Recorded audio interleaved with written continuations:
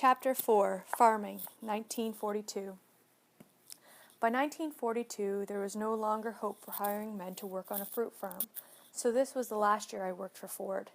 I managed to hire a newly married conscientious objector whom I found out later objected to more things than war, one of them being work. I soon let him object somewhere else. Patriotism and the sincere wish to help the war effort was in everyone's mind. The government instigated a program to enroll girls 15 years and older into a labor force to help agriculture. There was camps all through the Niagara Peninsula, all volunteers and supervised by qualified people. It was necessary to apply for help requirements well in advance of the harvest season. I applied for 5 girls. Most of these girls had never seen fruit growing before or done a day's work in their lives. The 5 I got were terrific. They came mostly from real good homes and really full of enthusiasm. One little redhead from Kitchener fell in love with our old horse Dan, and within a week completely took over all the duties of a teamster. She continued to call in here many years after the war was over, just to say hello. When it was necessary to get some extra girls from another camp, it was most interesting to see how quickly other girls found fault with new ones. They always worked twice as hard just to prove the extras were not needed.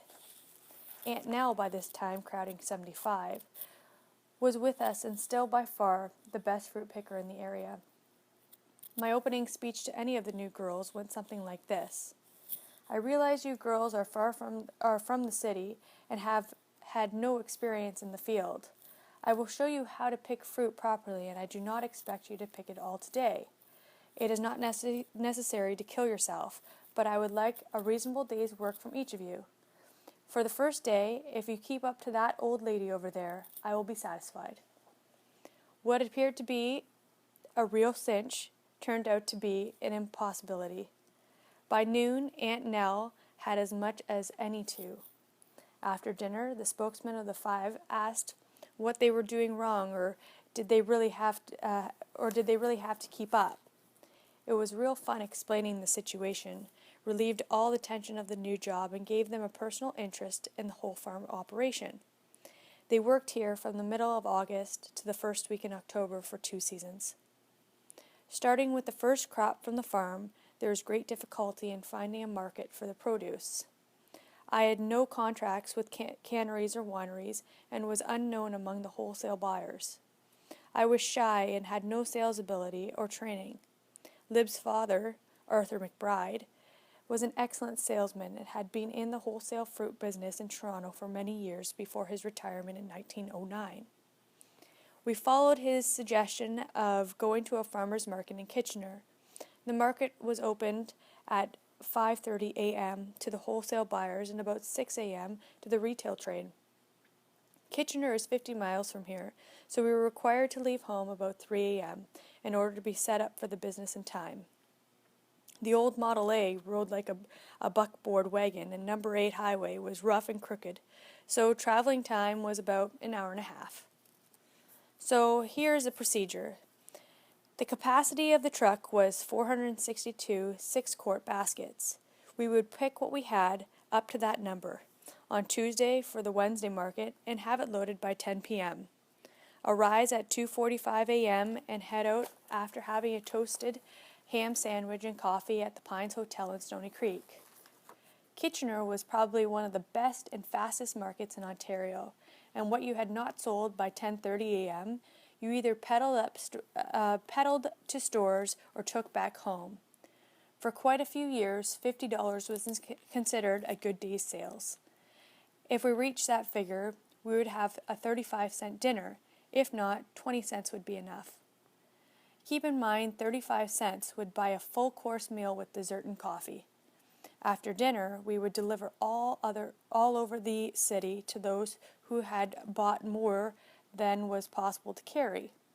The first delivery I ever made was to the corner of Pinkie and Wilhelm. Neither street was over a block long, and consequently no one, except those living there, knew where or how to get there. Some fun. I hired a kid to ride with me. This was just fine in his own neighborhood. Finally, had to buy a map of the city and take it from there. We made many friends during our 12 years of marketing. Big Mike, an Italian fruit store owner, was our old standby. He very often bought what we had left if we would maintain the prices we thought was proper during that day. He had his own stall in the area not far from us and knew the market values well. Harold Lawson bought all the junk we had, inferior quality, and sold it for any price at all. His theory was, the public likes to be beaten. He had no qualms about being put off the market several times for fraud. Fruit inspection was lax, so one built his trade any way that suited him. I am proud to say that we built a wholesale and retail trade based on fair deals, from small loads to full truckloads of cherries, plums, apples, and grapes. Market days were Wednesday and Saturday, so in grape season we took orders to be delivered any other days. When production exceeded sales, I took some loads to Dundas Market on the corner of Dundas Street and Jane Street in Toronto. This market was started by some guy called Charlie, who owned the vacant lot and invited both buyers and sellers to come out there. It had been going for several years before I went there and had developed into a really big business. Farmers paid Charlie 50 cents for the use of the parking place, big enough for his truck, and the buyers came free of charge. There were up to 150 farmers' trucks of all sizes and buyers from most fruit stores in Toronto. Market days were from every Tuesday to Friday, started at 2 a.m. and finished at 8 a.m. There were Jews, Chinese, Italians, and you name it, all out to make $1 any way they could. They could spot a novice 10 blocks away. On my first trip, I offered plums at 5 for $1, the same as any other trucker there. They all refused to buy until 7:30, when I reduced the price to 6 for $1. I was alone and they swarmed over the truck. I'll take 6. I'll take 18. It was impossible. They came in pairs, so one handed the baskets to the one carrying away. I sold 460 baskets in 1/2 hour, got paid for 400. That was the last time I went to that market alone. Building the farm from low to high production took all the ingenuity we could muster, a great deal of time and work, and a certain amount of luck. The trees were mostly of wrong variety, poor in health, and too old to produce either quantity or quality. The soil was starved of nutrients, and the humus was consequently difficult to till or drain. Being mostly clay ground, the lack of humus allowed too much of the rainfalls to run off into the ditches. On the northerly 9 acres, which was all red clay, there were areas 75 feet across that would not grow a decent weed, let alone a crop of grapes. I filled in the vacant spots with young grapevines 3 times before I decided to plant an orchard of plums in their stead. Less than 5% of the new vines had survived, and I had wasted 4 years trying to improve production. Taking all the old wire and posts out, plus whatever stubborn vines were left, proved to be quite a chore, so this is where the invention started. I had a triangle of 2-inch angle iron made, which stood about 2.5 feet tall. By leaning the triangle against the grape vose, wrapping a chain around the bottom of the post, at ground level, over the top of the triangle, one could pull posts like crazy with either the tractor or horses. The old Durant lasted about 2.5 years after we were married. I traded it in on a 1929 Model A at Martin Jerome's Ford in Dundas. The Jeromes had been friends of the family for years. In fact, I believe we were related. Martin and Herman were in business before Dad, and I can remember spending 1 week of my summer holidays with Herman, his wife and his son Russell, about my age, at Wasaga Beach when I was 9 years old. That was not the best car I ever owned, so about a year later I had a chance to buy a 1932 Model B from a co-worker at Ford plant. I made arrangements with Mr. Ernie Woodman, whose dealership was in Barrie, to sell the Model A. The Model B cost about $140, and I sold it 5 years later for $150. One day, I drove that good Model B into Ralph's backyard, parked it at the end of the foot deep ruts in the snow, got out of the car, and ran for the back door of the house. Iris told me Ralph was in the barn, so I headed out. Just as I had closed the door, I saw Ralph backing his truck, a 1935 Ford 2-ton, towards my car, down the only ruts in the yard. I yelled and ran, but too late. He stopped when he heard the crash. The platforms of his truck hit my car about 2 feet below the back window and drove the metal at least a foot forward. After due consideration, Ralph removed the seat and the back of his seat, and with an axe in hand, he got inside the car. After several good hard blows, the metal popped back almost to its original position, not even any broken glass. I have often wondered if he would have done the same if it was his own car. We have had many laughs and friendly arguments about who was to blame for that incident. The fact is, Cecile Maycock bought the car from me, and it is my guess he never noticed the ding at all. There is a happy situation between Ralph Knapman, Jack Orr, myself, and sometimes George Lounsbury. When it came to making contracts for fruit to the canneries, we all kept a close watch on each other, and if it happened that one of us had more fruit than contract, we could usually get the surplus in one of the other's contract. The cannery frowned on this action, but of course could do nothing about it without definite proof. I have often been asked at the inspection, well, whose are those, Ralph's or Jack's? It is quite evident that it is necessary to be especially attentive to quality with filling the other fellow's contract in order not to jeopardize his reputation as a grower. Very rarely did any of us waste any fruit or fail to fill the contract we made, which was quite contrary to the average grower's ability to estimate his crop. Keep in mind that contracts were usually made very early in the growing season, just after the fruit had been formed. If every year was exactly the same, estimating would be a cinch, but very often would be appeared to be a bumper crop in June, when the contracts were made, could easily turn out to be a flop by harvest time. In fact, the whole operation was one big gamble from beginning to end.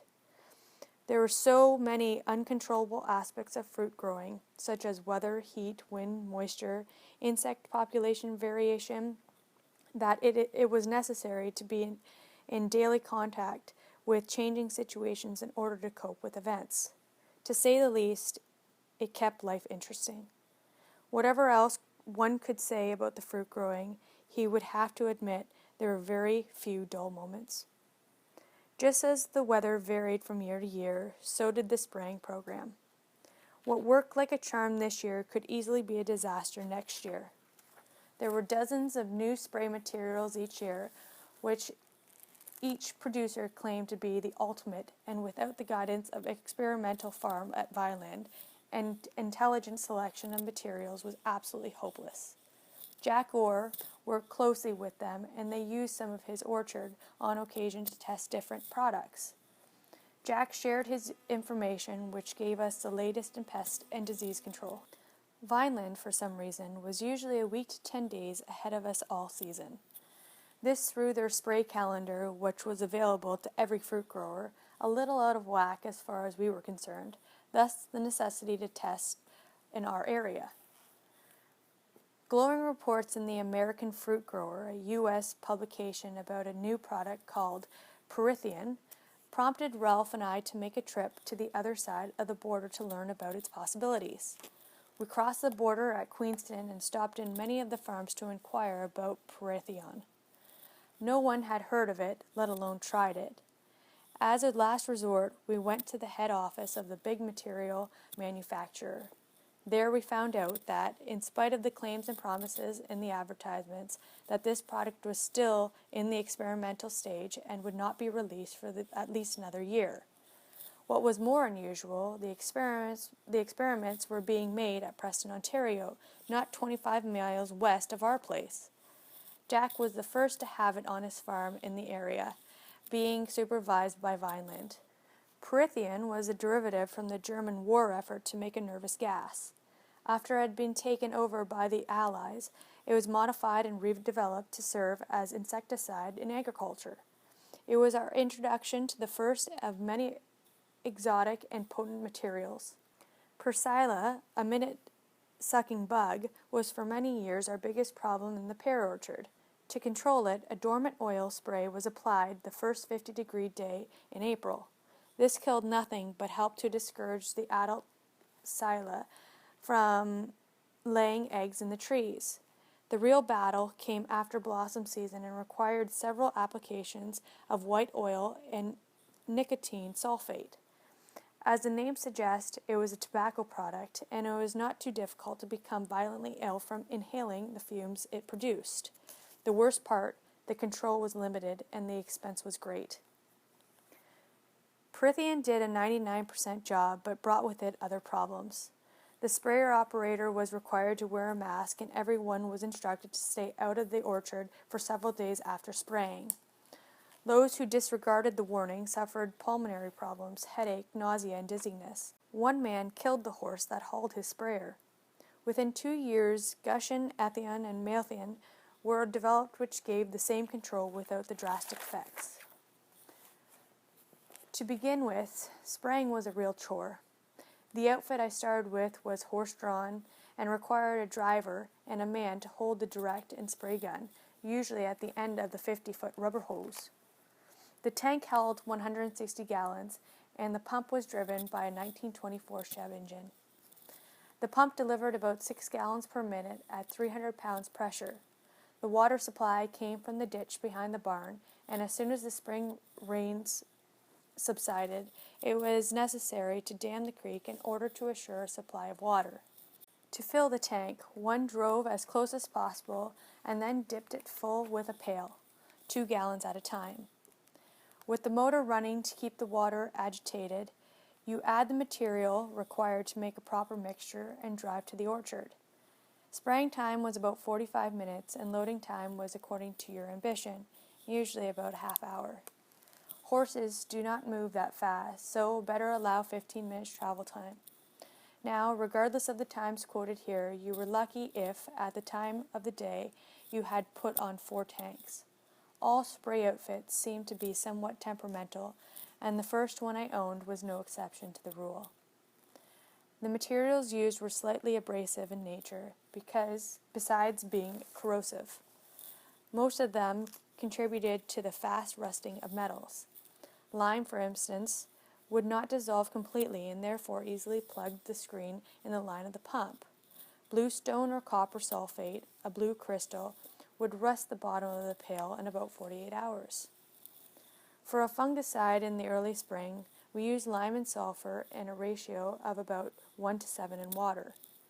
It was deep orange-colored liquid that would burn your skin and was murder to your eyes, even after being diluted in the proper spraying mixture. It came out of the gun nozzle in a bright yellow color, and before the job was done, everything was that color: clothes, spray outfit, horses, and trees. The other most popular fungicide was Bordeaux mixture, which was 2 pounds, bluestone, and 4 pounds lime in 40 gallons of water. This was easily on the operator, but tough on equipment. We also had powdered sulfur that would not dissolve, but had to be kept suspended in the water by agitation of the mixture. The insecticides included arsenic of lead, calcium arsenic, nicotine sulfate, dormant oil, and a clean oil for summer use called white oil. Paris green was just on its way out when I started farming, so I never used it in my program. The fungicides were much more effective than the insecticides, but neither would give more than 50% control. One could safely say that the whole spray program was a necessary evil of growing fruit and thoroughly disliked by most growers. It was sometimes difficult to get a driver at the proper time, so I very often wrapped the lines around something at the front of the sprayer and directed the horse by voice. It took considerable time to train them to obey orders, but I finally was successful in getting them to a respectable turn at the end of each row of trees and proceeded up to the next. To go and stop on command was easy, but every once in a while they would cut the corner too close and hit the rear axle on the end tree. To help overcome this problem, I built the wagon on 2 axles from the front end of the car, rubber tires and all. I put a connecting rod diagonally from front steering to back steering, and the back wheels followed in the tracks made by the front. This eliminated the tree barking problem, but made it rather awkward to back the wagon any distance because the direction changed exactly twice as fast. Looking back, I would say I was rather lucky not to have been involved in any serious mishap or runway, because all orders were called out from a 50-foot distance at the time of the hose. Now spraying was a one-man operation, me, and left whatever help I had for other jobs. Very often, Lib would drive that treacherous old 1923 Fordsman while I sprayed another part of the farm. I had put a new type belt-driven governor on the tractor, which I thought was the last word in efficiency. All at once, the motor revved up to full speed and Lib started to yell, as only she can do. I made a record 100-yard dash, leaving the sprayer running and trusting the horses to stand across the ditch and towards her. I had no idea what had happened, but from the noise it was evident that the tractor was about to fly apart. By this time it had reached maximum speed and sounded like a B-29. I was relieved to see her off the tractor and running towards me. It seems that a small branch had flipped the belt off the governor and allowed the throttle to go wide open. I'll never know why she did not turn off the ignition. What she did do was put it out of gear, get off the tractor, and run and yell. By the time I reached the tractor, it was boiling so hard it looked more like a steam engine rather than gasoline engine. I turned the switch and waited for about a half hour until both the tractor and my wife cooled off. That old tractor was really a gem. No self-starter, just a crank on the front that usually required about a half hour of yard turning before a successful start. It would sometimes backfire and lift me right off the ground. It had no fenders, and as the operator sat between the two rear wheels, each steel lug that passed you on either side dumped a cup full of dirt on your lap. The steering was direct drive, which meant if the front wheels hit a rut or stone, the steering wheel would turn right or left to its full extent before you could stop its turn. You soon learn not to wrap your thumb around the steering wheel after a few severe bangs with the spokes of the wheel. It had no brakes and 3 speeds forward, 2 working speeds and 1 travel speed, which was entirely too fast. High gear wouldn't pull off your hat, let alone any implement or wagon. But if you dared to give it the gas, top speed must have been over 20 miles per hour and the roughest ride in Canada. The front wheels were cast iron and weighed about 500 pounds apiece. They helped to keep the front end on the ground, but in no way made it easier to turn. On one of my trips home for dinner, having left the discs in the power line, I put it in high and let her go down the lane by the apple orchard. I crossed the bridge over the ditch just dandy and turned the wheel to the right to continue down the lane, which was at right angles to the first lane. It turned right just great, but when I had to straighten it out again, it had locked in full right turn. I made a beautiful half circle and stopped when the front end was at the bottom of the ditch. The stop was rather sudden and left the front end about 4 feet lower than the back end. I'll never know why it didn't pitch me over the radiator. I was a little late for dinner that day. The drawbar was located below the rear axle and about 10 inches behind the operator's seat. This meant that if the implement you were pulling hooked onto a solid obstacle, such as a large stone buried beneath the ground, the front end of the tractor would rise off the ground until the motor stalled or you disengaged the clutch. Records will show that more than one operator lost his life when the front end lifted off the ground and continued up and over, crushing the operator with a ton and a half of steel and cast iron. Lib was an A1 first-class sales lady, but with machinery there was lots of room for improvement, and it was my big concern that she would not have the presence of mind to depress the clutch or turn off the ignition in cases of emergency. While pulling the disc, the danger was not great, but plowing was another story. The old Oliver 3-furrow plow was working just great when I had completed all the rounds close to the trees, thus eliminating the possibility of hooking a big root in the apple orchard. Lib was always anxious to do her share, and when we discussed things at noon, she asked to drive the tractor for me. The ground was plowing nicely, and I had worked the forenoon without trouble of any kind, and now there were only the 2 centers to finish. After dinner, we made 2 rounds together while I explained the pros and cons of plowing. I gave her the driver's seat and watched her start away. I think she had gone less than 50 yards when the plow hooked a stone, the first stone in the whole orchard. I watched helplessly as the front end went higher and higher. I screamed to shove the clutch, but of course the roar of the tractor prevented her hearing. What a relief when the motor stalled and let the front end drop to the ground with a bang from about 4 feet high. Needless to say, that was her last experience plowing with that tractor. To start the tractor in the morning when it was cold was one thing, but to try to start it after it was hot was nearly impossible. More than once I have left it running while I gobbled a quick dinner rather than shut it off. I struggled with that machine until about 1943 when I bought a 1939 Ford Ferguson Model 9M from Uncle Stan Stewart. Tractors were hard to get because of the war, and I paid him the same price he had paid when he bought it as a new tractor, around $900 for tractor and implements. This was the model tractor that revolutionized agriculture. It was half the size, would do twice the work in a day on about 1/4 of the fuel. Rubber tires, fenders, self-starters, hydraulic lifts for the implements, and a unique way of utilizing the hydraulic system to gain more traction. The new tractor, being so versatile, opened up a whole new field of tractor uses. I believe I had the first snow plow built specifically for the farm tractor. It seemed logical to me that the tractor could push much more snow in a shorter time than I could ever hope to do by hand. Beamer Welding Company in Hamilton built a front-mounted snow plow to my specifications without drawings or plans. I went into the shop with the tractor on my truck and an idea. After several days, I drove back home with a snow plow that was adjustable for plowing angle, raised by a series of cables and pulleys, and detachable within 20 minutes. I took on custom work in the neighborhood long enough to pay for the cost of making it.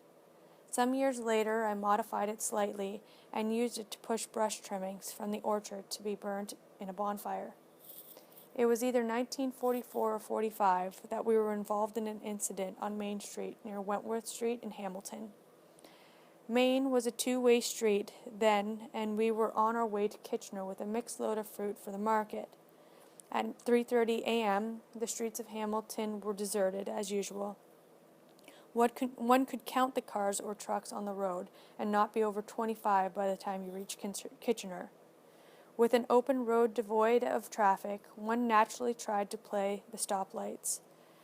When the light at Wentworth turned green, we were still several blocks away, and I noticed the only other car on the road started coming towards us. I slowed down and drove closer to the right side of the road. By the time I really decided we were on a collision course, it was too late to do anything about it. We were within 6 inches of the curb and slowed to 20 miles per hour when he hit the truck and shifted load and all up on top of a foot-high curb. The poor guy admitted that he must have gone sound asleep as soon as he got in the car in high gear. He was driving with his left arm out the window, and it was broken. We had nearly a full load of apples, pears, plums, and grapes, and I doubt if there were more than 3 baskets on the whole load that did not have some of each. I called the police first and then Ralph, and we transferred the mixture to his truck, arrived home at 7:30. The insurance adjuster was here by 10, and we were busy trying to sort and salvage. I considered the old truck beyond repair, and the adjuster agreed that we should make a cash settlement for the truck and the load loss. When I went to his office in the morning, the whole tune had changed. He wanted to give me less than half of what he thought was fair the day before, or repair the truck.